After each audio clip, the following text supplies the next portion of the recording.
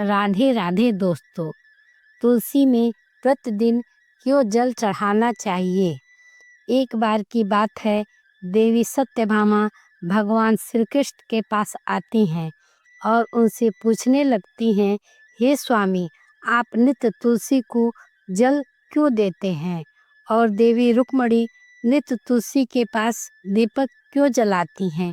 इसके पीछे क्या रहस्य है। कृपया आप मुझे तुलसी को जल देने का और तुलसी के पास दीपक जलाने का महात्म्य सुनाइए। भगवान श्री कृष्ण कहते हैं, हे देवी सत्यभामा, तुमने अत्यंत महत्वपूर्ण प्रश्न किया। देवी तुलसी लक्ष्मी का ही अवतार हैं। वे तुलसी भगवान विष्णु को अत्यंत प्रिय हैं, इसलिए यह मुझे भी सबसे अधिक प्रिय है। मासों में कार्तिक मास और वनस्पतियों में मुझे तुलसी प्रिय है। जो भी मनुष्य तुलसी को जल देता है, उस पर मेरी कृपा सदैव बनी रहती है। जो भी मुझे तुलसी पत्र डालकर भोग चढ़ाता है, मैं उसे प्रेम से स्वीकार करता हूँ। तुलसी पत्र के बिना मैं किसी भी प्रकार का भोग स्वीकार नहीं करता हूँ। देवी, अब मैं तुम्हें तुलसी को जल देने का और तुलसी के पास दीपक जलाने का महात्म्य सुनाता हूँ, इसलिए तुम इस कथा को ध्यान से सुनो। जो भी स्त्री इस कथा को ध्यान से पूरा सुनती है, वह सदा सुहागिन रहती है। उसके घर में सुख समृद्धि आती है और दरिद्रता का नाश होता है। देवी सत्यभामा कहती हैं, हे स्वामी, मैं इस कथा को ध्यान से पूरा सुनूंगी। कृपया आप मुझे इस कथा को कहिए। तब भगवान श्री कृष्ण देवी सत्यभामा को वह कथा सुनाने लगते हैं। भगवान श्री कृष्ण कहते हैं, हे देवी, पूर्व काल की बात है। मध्य देश में श्याम शर्मा नाम का एक वैश्य अपनी पत्नी के साथ रहा करता था। वैश्य के पास किसी चीज की कोई कमी नहीं थी। ईश्वर की कृपा से उसके पास सब प्रकार के सुख थे, ऐश्वर्य थे, किंतु उस वैश्य के कोई संतान नहीं थी, जिस कारण वह सदैव दुखी रहा करता था। उस वैश्य ने संतान प्राप्ति के लिए कई उपाय किए। उसने दान धर्म किए, अनेक प्रकार के वैद्य भी बुलाए, नाना प्रकार के उपचार किए, किंतु फिर भी उसे कोई संतान नहीं हो रही थी। फिर एक दिन वह वैश्य महामुनि वशिष्ठ जी से मिलने के लिए उनके आश्रम पर गया। मुनि वशिष्ठ श्याम शर्मा का स्वागत करे और कुशल मंगल पूछने लगे। तब वह श्याम शर्मा मुनि वशिष्ठ जी से कहा, हे मुनीश्वर, मैं अत्यंत दुखी हूँ। मेरी कोई संतान नहीं है और संतान के बिना मेरा उद्धार कैसे होगा। मैंने संतान प्राप्ति के लिए अनेक उपाय किए, किंतु मुझे संतान नहीं हो रही है। कृपया आप ही बताइए कि मुझे किस कारण से पुत्र की प्राप्ति नहीं हो रही है। क्या मुझे जाने अनजाने में कोई पाप हुआ है। तब मुनि वशिष्ठ जी अपनी दिव्य दृष्टि से श्याम शर्मा के पूर्व जन्म के बारे में जान लेते हैं। वशिष्ठ जी कहते हैं, हे वत्स, पिछले जन्म में तुम्हारे द्वारा घोर पाप हो गया था, उसी कारण तुम्हें इस जन्म में संतान सुख प्राप्त नहीं हो रहा है। श्याम शर्मा कहता है, हे मुनीश्वर, कृपा करके मुझे पिछले जन्म में कौन सा पाप हुआ था, उस पाप से मुक्त होने के लिए मुझे कौन सा उपाय करना चाहिए। वशिष्ठ जी कहे, हे वत्स, पिछले जन्म में तुमने जो अपराध किया था उस विषय में सुन। पिछले जन्म में तुम एक अहंकारी वैश्य थे। तुम्हारा जन्म धनवान कुटुंब में हुआ था। तुमने पिछले जन्म में एक गाय को अत्यंत दुख दिया था। एक दिन गाय भूख और प्यास से व्याकुल होकर तुम्हारे द्वार पर आई थी, किंतु तुमने उस गाय को न रोटी खिलाई, न चारा खिलाया और न ही उसे जलपान कराया। तुमने बड़ी ही निर्दयता से उस गाय को अपमानित करके घर से निकाल दिया। उस गाय ने अभी अभी बछड़े को जन्म दिया था और वह भूख से व्याकुल होने के कारण वह गाय वहीं पर मूर्छित होकर गिर पड़ी और उस दिन वह अपने बछड़े को दूध नहीं पिला पाई। इसलिए उसी ने तुम्हें श्राप दिया। उसी गाय के श्राप के कारण तुम्हारी ऐसी दुर्दशा हुई है। उस गाय के श्राप के कारण तुम्हें इस जन्म में संतान नहीं हो रही है। वशिष्ठ जी की बात सुनकर उस श्याम शर्मा को बड़ा दुख हुआ। वह स्वयं को कोसते हुए कहने लगा, हाय, यह मैंने क्या कर दिया। एक बेचारे दुखी गौ माता की सेवा नहीं की। मैंने बहुत बड़ा अपराध किया और उसी का दंड मुझे भोगना पड़ रहा है। श्याम शर्मा वशिष्ठ जी से कहता है, हे मुनियर, मुझसे बहुत बड़ा अपराध हुआ। अब मैं इस पाप का प्रायश्चित कैसे करूं? कृपया आप ही मुझे मार्गदर्शन दीजिए। मैंने जो पाप किया है उससे मुक्ति का कोई उपाय तो अवश्य ही होगा। मैं अपना सब कुछ देकर उस पाप का प्रायश्चित करूंगा। कृपया आप ही कोई उपाय बताइए। मुझे संतान प्राप्ति कैसे हो सकती है? क्योंकि शास्त्र कहते हैं, पुत्र के बिना मनुष्य का उद्धार नहीं हो सकता। मुनि वशिष्ठ कहते हैं, हे वश, इस पाप का एक ही उपाय है। तुम पुत्र प्राप्ति के लिए पुत्र यज्ञ करो और इस यज्ञ के फलस्वरूप तुम्हें संतान की प्राप्ति होगी। इस यज्ञ को संपन्न करके तुम ब्राह्मणों को भोजन कराओ, वस्त्र और गाय दान करो, तभी तुम्हें इस पाप से मुक्ति मिलेगी। तब श्याम शर्मा वशिष्ठ जी को धन्यवाद देते हुए कहता है, हे मुनिवर, आपका कोटि कोटि धन्यवाद। मैं आपके कहे अनुसार अवश्य पुत्र यज्ञ करूँगा और ब्राह्मणों को गायों का दान करूँगा। इतना कहकर वह श्याम शर्मा शीघ्रता से अपने घर लौट आया और अपनी पत्नी से सारी हकीकत सुनाया।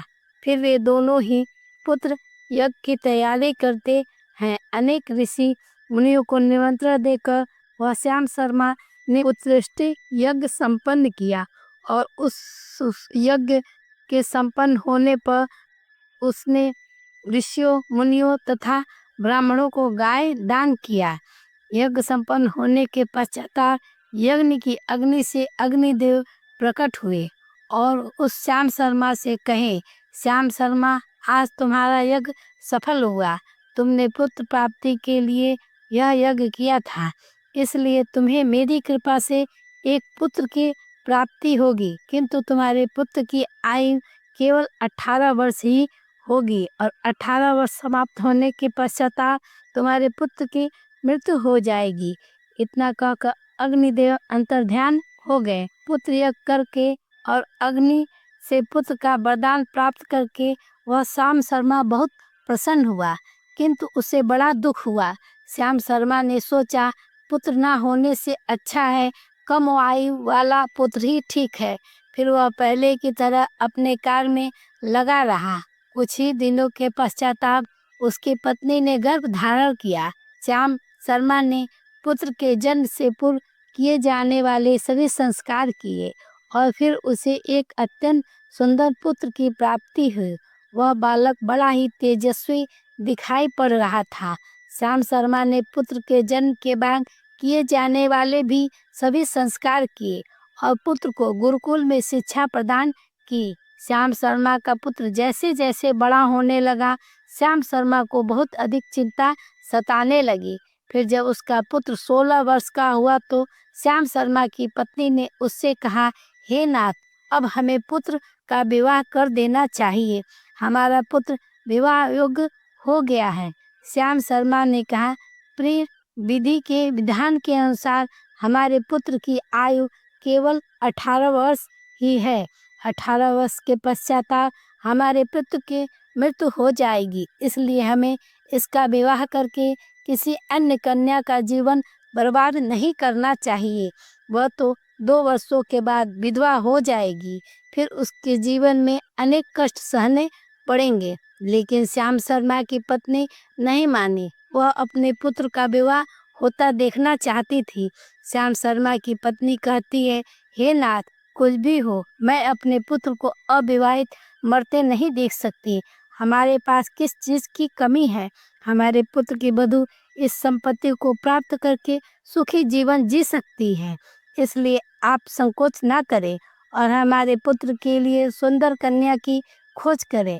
अब पत्नी की हट के आगे श्याम शर्मा की एक न चली और वह पुत्र के विवाह के लिए मान गया। फिर उसने पास ही के नगर में रहने वाले एक अत्यंत गरीब वैश्य की पुत्री के साथ अपने पुत्र का विवाह संपन्न किया। श्याम शर्मा की बहू का नाम सुभद्रा था। वह अत्यंत गुणवान, चरित्रवान और प्रतिव्रता नारी थी। वह अपने पति के मृत्यु की बात नहीं जानती थी।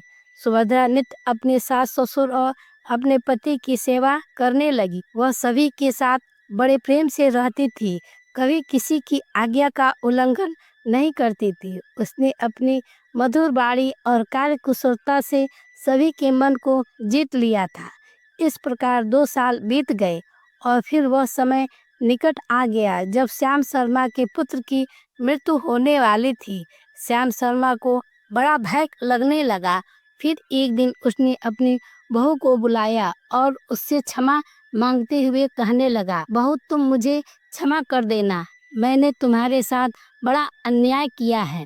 सुभद्रा ने कहा, ससुर जी आप ऐसा क्यों कह रहे हैं? आप मुझसे क्षमा मांगकर लज्जित न कीजिए। मैं आपसे छोटी हूँ, आपके पुत्र के समान हूँ। कृपया आप संकोच न करते हुए आपके मन में जो भी बात हो वह कहिए।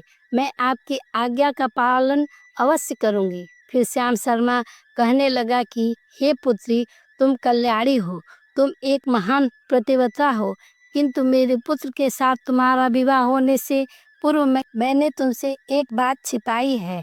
हमें पुत्र पुत्र यज्ञ करने के बाद ही प्राप्त हुआ है और अग्निदेव ने हमें यह कहते हुए पुत्र प्राप्ति का आशीर्वाद दिया था कि हमारे पुत्र की आयु केवल 18 वर्ष ही होगी।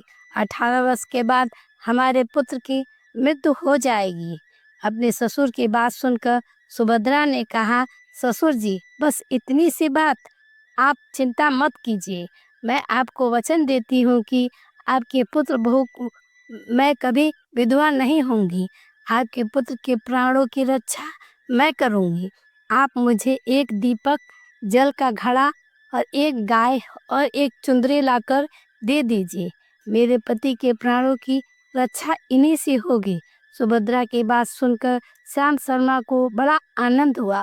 वह कहने लगा, हे बहू, जैसी तुम्हारी इच्छा है मैं तुम्हें वह सब चीज़ लाकर देता हूँ। इतना कहकर श्याम शर्मा ने अपनी बहू को वह तीनों चीज़ लाकर दे दी। फिर जब वह दिन निकट आ गया जिस दिन सुभद्रा की पति की मृत्यु होने वाली थी, उस दिन सुभद्रा ने सुबह उठते ही तुलसी को जल चढ़ाया और उसे प्रणाम करते हुए तुलसी के पौधे में एक चुनरी बांध दी। तुलसी माता से प्रार्थना की, हे तुलसी माँ, मैं आपको चुनरी चढ़ा रही हूँ, कृपया आप मेरे सुहाग की रक्षा कीजिए। फिर सुबह के समय यमराज का एक दूत श्याम शर्मा के पुत्र के प्राण लेने के लिए उसके घर आ गया। जैसे ही वह घर में प्रवेश करने लगा, तुलसी के पौधे ने उसे रोक दिया और कहा, हे यमदूत, इस घर में निवास करने वाली स्त्री ने मुझे चुनरी चढ़ाई है, इसलिए अब इसके सुहाग की रक्षा मैं कर रही हूँ। तुम इसके घर में प्रवेश नहीं कर सकते। इतना कहकर तुलसी ने यमराज के उस दूत को घर में जाने से रोक दिया। वह दूत भी भयभीत होकर सुभद्रा के पति के प्राण लिए बगैर यमपुरी लौट गया। यमपुरी में जाकर उसने यमराज से कहा, धर्मराज, मैं धरती लोक पर एक पुरुष के प्राण लेने के लिए गया था, किंतु तुलसी के पौधे ने मेरा रास्ता रोक दिया। उस तुलसी के पौधे के कारण मैं घर में प्रवेश नहीं कर पा रहा था। इस बात पर यमराज को बड़ा क्रोध आ गया। फिर उन्होंने अन्य 2 दूतों को बुलाया और कहा, हे दूतों, तुम शाम के समय सुभद्रा के घर पर जाओ। जब तुलसी का पौधा सो रहा होगा, तुम उसके पति के प्राण लेकर यमलोक आ जाओ। फिर शाम के समय यमराज के 2 दूत सुभद्रा के घर की ओर निकल पड़े। सुभद्रा ने शाम होते ही तुलसी के पास एक दीपक जला दिया और उससे प्रार्थना की, हे दीपक, अब तुम ही मेरे पति के प्राणों की रक्षा करो। यम के दूत मेरे पति के प्राण लेने के लिए आ रहे हैं। फिर शाम हो गई, तुलसी का पौधा सो गया और यमराज के 2 दूत सुभद्रा के घर के सामने आकर खड़े हो गए। सोचने लगे, अब तो इस मनुष्य के प्राण लेकर ही हम यमपुरी लौटेंगे। जैसे ही यम के दूत सुभद्रा के घर में प्रवेश करने लगे, तुलसी के पास लगाए हुए दीपक ने उनका रास्ता रोक दिया और कहा, हे दूतों, तुम अब इस सुभद्रा के पति के प्राण नहीं ले सकते। उस स्त्री ने मुझे प्रज्वलित करके अपने पति के प्राणों की रक्षा की प्रार्थना की है, इसलिए मैं उसके पति के प्राणों की रक्षा कर रहा हूँ। इसलिए तुम आज इसके पति के प्राण नहीं ले जा सकते। तुम यहीं से लौट जाओ, नहीं तो मैं सब कुछ जलाकर भस्म कर दूंगा और मेरी अग्नि तुम दोनों को भी जलाकर भस्म कर देगी। उस दीपक की बात सुनकर यमराज के दोनों दूत अत्यंत भयभीत हो गए और फिर लौटकर यमराज के पास चले गए। वहां जाकर उन्होंने यमराज को सारा वृत्तांत सुनाते हुए कहा, धर्मराज, आपकी आज्ञा का पालन करते हुए हम दोनों शाम के समय उस क्रूस के प्राण लेने के लिए गए थे, किंतु तुलसी के पास लगाए हुए दीपक ने हमारा रास्ता रोक दिया, इसलिए हम खाली हाथ ही लौट आए हैं। यह सुनकर यमराज को बड़ा क्रोध आ गया। फिर उन्होंने अन्य 4 दूतों को बुलाया और कहा, हे दूतों, अब तुम सुबह उस सुभद्रा के जागने से पहले जाओ और उसके पति के प्राण लेकर आ जाओ। यमराज की आज्ञा पाकर वे यमदूत सुबह सुभद्रा के घर की तरफ जाने लगे, लेकिन इधर सुभद्रा ने रात को ही घर के दरवाजे के सामने जल से भरा हुआ लोटा रख दिया और उससे प्रार्थना की, हे जल देवता, अब आप ही मेरे पति की रक्षा कीजिए। यम के दूत मेरे पति के प्राण लेने के लिए आ रहे हैं, अब आप ही मेरे सुहाग की रक्षा कीजिए। इतना कहकर वह सुभद्रा सोने के लिए चली गई। इधर यम के दूत सुबह सुभद्रा के घर जागने से पहले ही उसके घर पहुंच गए। जैसे वे घर के अंदर प्रवेश करने लगे, उस लोटे के अंदर भरे हुए जल ने कहा, दूतों रुक जाओ, अब तुम इस घर में प्रवेश नहीं कर सकते। यह घर अब मेरी सुरक्षा में है। मैं सुभद्रा के पति के प्राण लेकर तुम्हें जाने नहीं दूंगा। अगर तुमने इस घर में प्रवेश किया तो मैं नरक की अग्नि को बुझा दूंगा, जिससे सारा नरक लोक डूब जाएगा। यह सुनकर यमराज के चारों दूत घबरा गए, एक दूसरे की तरफ देखकर उस स्थान से भाग गए। वे सभी यमदूत यमराज के पास लौट गए और उनसे कहने लगे, हे धर्मराज, आपकी आज्ञा का पालन करने के लिए हम चारों सुबह सुभद्रा के जागने से पहले ही उसके पति के प्राण लेने के लिए पहुंच गए थे, किंतु सुभद्रा के घर के बाहर रखे हुए जल के लोटे ने हमारा मार्ग रोक दिया और इसी कारण हम उसके घर में प्रवेश नहीं कर सकते। अब यमराज को बहुत अधिक क्रोध आ गया। इस बार उन्होंने 8 यमदूतों को बुलाया और कहा, हे यमदूत, अब तुम शीघ्रता से जाओ और बलपूर्वक उस मनुष्य के प्राण को खींचकर यमलोक लेकर आओ। फिर वे 8 यमदूत यमराज की आज्ञा का पालन करते हुए पृथ्वी लोक उस सुभद्रा के घर के पास आए तो देखते हैं कि सुभद्रा के घर के सामने एक गाय खड़ी है। सुभद्रा ने यमदूतों के आने से पहले ही अपने घर के सामने गाय बांध दिया था और गौ माता से विनती की थी, हे गौ माता, आज यमदूत मेरे पति के प्राण लेने आ रहे हैं, अब आप ही मेरे सुहाग की रक्षा कर सकती हैं। गौ माता, मैं आपकी शरण में आई हूँ, कृपया मुझे विधवा होने से बचा लीजिए। उस गाय ने कहा, पुत्री, तुम चिंता मत करो, तुम्हारे पति के प्राणों की रक्षा मैं स्वयं करूंगी। मेरे होते हुए यमदूत तुम्हारे घर में प्रवेश नहीं कर पाएंगे, इसलिए तुम चिंता मुक्त होकर घर में अपने पति की सेवा करो। फिर जैसे ही यमदूत घर के अंदर प्रवेश करने के लिए आगे बढ़े, तब वह गाय ने उन्हें रोक दिया और कही, हे यमदूतों, तुम यहीं से लौट जाओ, इस घर में तुम लोग प्रवेश नहीं कर सकते। इस घर की रक्षा मैं कर रही हूँ, मेरे रहते कोई भी इस घर के अंदर प्रवेश नहीं कर सकता है। यदि तुमने घर के अंदर प्रवेश करने का प्रयत्न किया तो मैं तुम्हें श्राप दूंगी। अगर तुम्हें इस घर के अंदर प्रवेश करना है तो तुम्हें पहले मेरे प्राण लेने पड़ेंगे और तुम सभी को गौ हत्या का पाप लगेगा। जिसका कोई प्रायश्चित नहीं है। वहाँ उपस्थित सभी यमदूत गाय के द्वारा श्राप देने की बात सुनकर भयभीत हो गए। वे जानते थे कि गाय के द्वारा दिए गए श्राप से कोई मुक्त कर नहीं सकता और गौ हत्या तो संसार का सबसे जघन्य अपराध और महापाप है, जिसका कोई प्रायश्चित भी नहीं है। इसलिए वे सभी वहां से लौटकर यमराज के पास चले गए। यमपुरी जाकर उस यमदूतों ने यमराज को सारा वृत्तांत सुनाते हुए कहा, धर्मराज, उस सुभद्रा के पति के प्राणों की रक्षा एक गाय कर रही है। उस गाय ने हमें साथ देने की बात कही, इसलिए हम सब भयभीत होकर वापस लौट आए। हमें गाय का सामना करने की शक्ति नहीं है। उस यमदूतों की बात सुनकर यमराज आग बबूला हो गए और स्वयं भैंसे पर सवार होकर पृथ्वी लोक की ओर निकल पड़े। यमराज अपने भैंसे पर सवार होकर उस सुभद्रा के घर के पास चले आए। यमराज को अपने घर के सामने खड़ा हुआ देखकर सुभद्रा भयभीत हो गई और जल्दी से आकर यमराज के चरण स्पर्श करके उन्हें नमस्कार करती और उनकी स्तुति करने लगी। सूर्य तनय यमराज, आप तो तीनों लोगों के प्राणियों पर कृपा करने वाले महान देवता हैं। इस संसार के समस्त प्राणियों के पाप और पुण्य का लोखा जोखा आप अपने पास रखते हैं।